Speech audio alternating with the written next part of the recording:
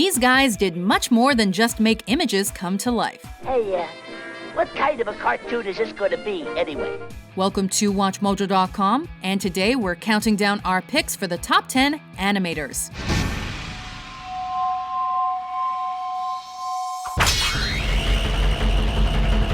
For this list, we're taking a look at the top animators throughout history. These animators could have specialized in any form of animation, from drawing, claymation, flash, 3D animation, and anything else you can imagine. Hey, Buzz! You're flying! This isn't flying, this is falling with style. Number 10. Ub Iwerks.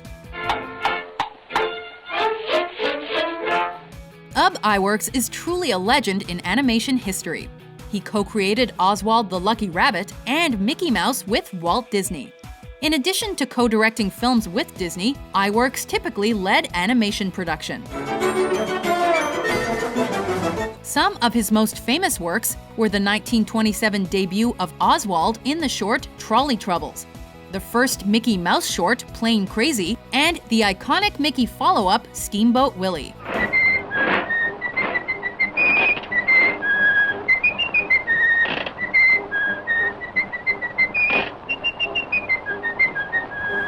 After a falling out with Walt in 1930, Iwerks left to create the short-lived Iwerks Studios, but ultimately returned to Disney in 1940.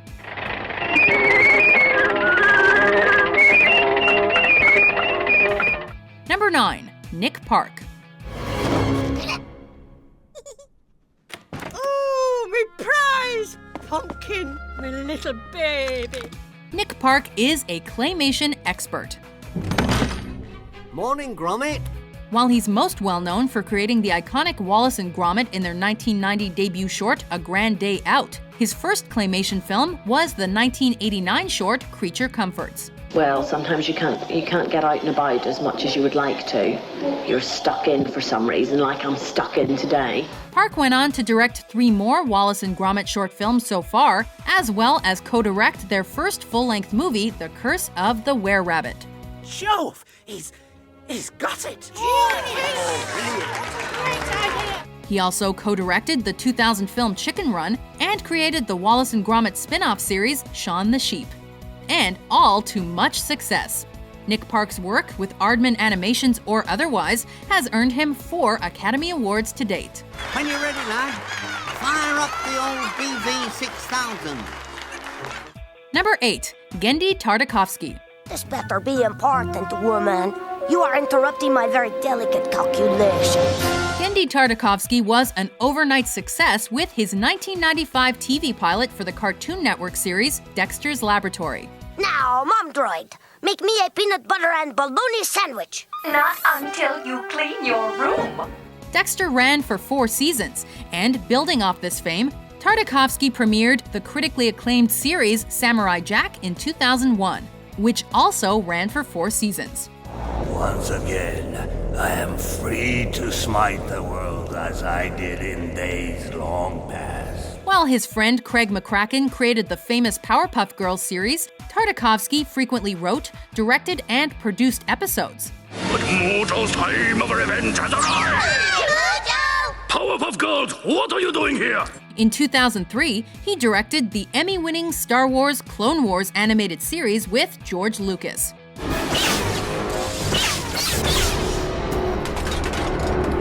Tartakovsky finally released his full-length film directorial debut in 2012 with the box office hit Hotel Transylvania.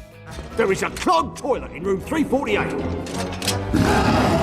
It's okay, we all get stomach aches, Mr. Bigfoot.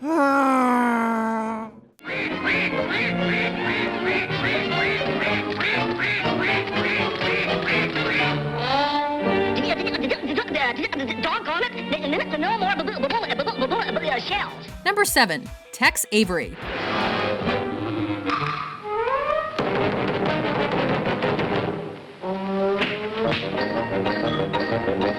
Avery created and improved upon Warner Brothers' most revered cartoons. While he didn't create Porky Pig, Tex definitely developed Porky's personality in the character's second film, the 1935 Gold Diggers of 49. Shortly thereafter, Tex was responsible for introducing Daffy Duck to audiences in 1937's Porky's Duck Hunt. I'm just a crazy darn-fool duck. And he presented Bugs Bunny to the world in 1940 with A Wild Hare. While working for MGM Studios, Tex created the monotonous-sounding Droopy in 1943 and generated one of the most mold-defying cartoons in history, Screwy Squirrel, the year after. You know what? I'm happy. Number 6. John Lasseter. You are a toy! You weren't the real Buzz Lightyear, you're an action figure! John Lasseter was an early pioneer of computer animation and started his career at Disney, where he was fired due to his insistence on them pursuing 3D animation. It's a bug-eat-bug world out there, princess. He went to work for Lucasfilm Computer Graphics Group, which was sold off to Steve Jobs and later renamed Pixar.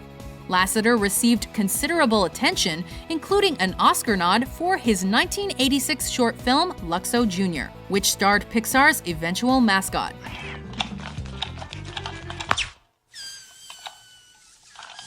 It wasn't until 1995 that Lasseter released his first full-length film, Toy Story.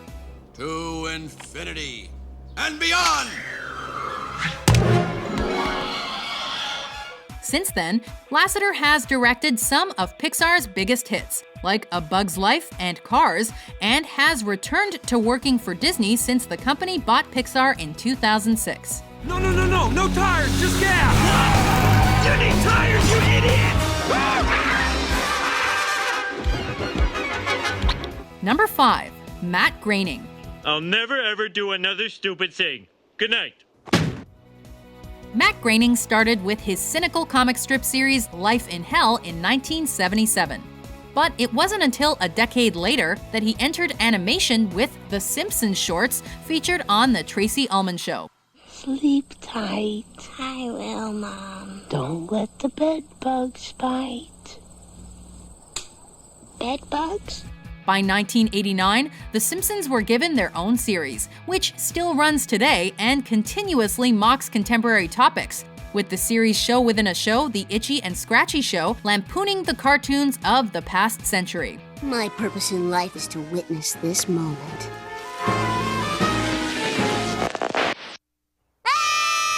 It wasn't until 2007 that the longest-running American sitcom and animated program got its very own full-length film.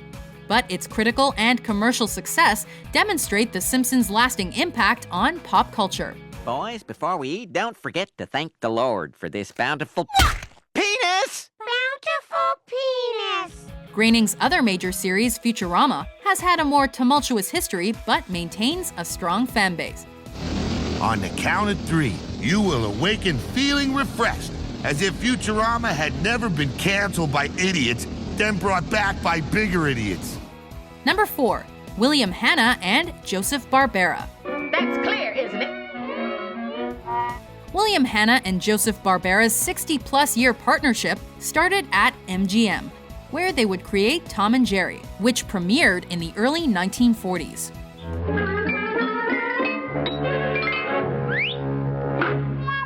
After winning several Oscars and seeing TV revenues diminish, they left MGM and established Hanna-Barbera Productions in 1957, where their first big hits were The Huckleberry Hound Show and The Yogi Bear Show. Let's raid the picnic tables! Their success resulted in the animation duo creating the instant hit series The Flintstones, which found an audience among both kids and adults alike, despite being animated. Hold it, Fred. I gotta play them where they lie. Pooch your mouth up a little. Right, yo! They were also behind series like The Jetsons, Scooby-Doo, Where Are You?, The Smurfs, and many others, producing more than 100 cartoon shows throughout their lives. Am I hot tonight? Everybody do the Michigan ride. Everybody likes the Michigan ride. Number 3. Chuck Jones. You? Yes, me. Chuck Jones started working on Warner Brothers animated series like Looney Tunes and Merry Melodies in the early 30s, after being hired by indie studio Leon Schlesinger Productions, where he collaborated with Tex Avery, among others. 1, 2, 3, 4, 5, red light.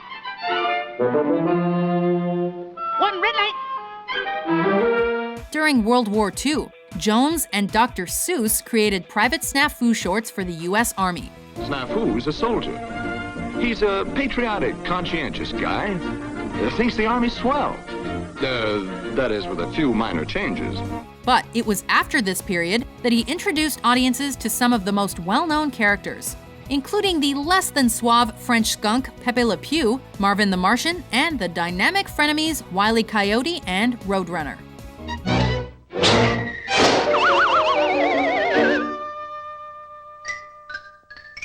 His ambitious career had continuous hits, like the holiday classic Dr. Seuss's How the Grinch Stole Christmas. But I think that the most likely reason of all may have been that his heart was 2 sizes too small. Jones even created the opening to Mrs. Doubtfire in the 90s. Salutations, snack. Yipe. On your second thought. Yay! Number 2. Hayao Miyazaki. I'm see-through! It's just a bad dream. After working for Toei Animation and TMS Entertainment, Hayao Miyazaki's directorial debut was the 1979 Lupin III film, The Castle of Cagliostro. Don't force me to be violent. I don't want to hurt you, my dear, but you're going to give me that ring one way or the other. 5 years later, he released Nausicaa of the Valley of the Wind, whose success allowed him to properly establish Studio Ghibli, where he produced all of his subsequent features. Amazing. I've never seen a whole shell before. Miyazaki then blew up with Western audiences thanks to 1997's Princess Mononoke. Whatever you may be, God or demon, please leave us in peace. 4 years later, he released his arguably most beloved film, Spirited Away. Let's go! After many successes, such as 2008's Ponyo, Miyazaki retired in 2013 following the release of The Wind Rises, but his influence lives on.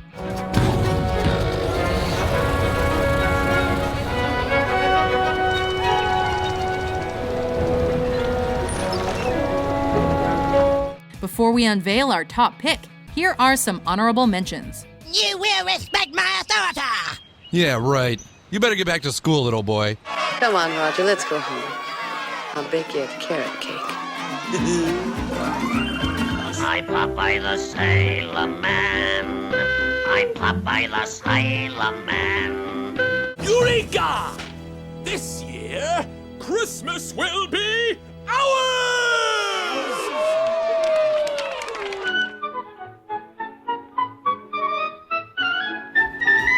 Number 1. Walt Disney.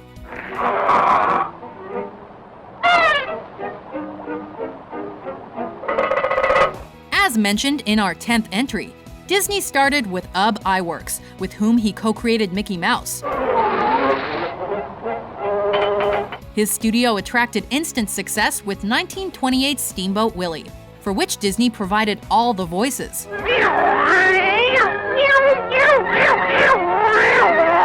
1932's Mickey's Revue introduced Dippy Dog, who eventually came to be known as Goofy.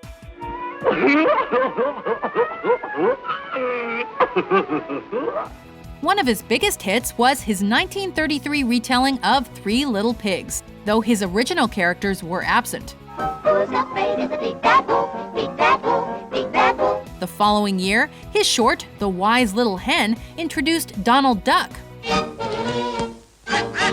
One historic hit after another, Disney is a true legend, whose works have stood the test of time and continue to entertain children and adults today.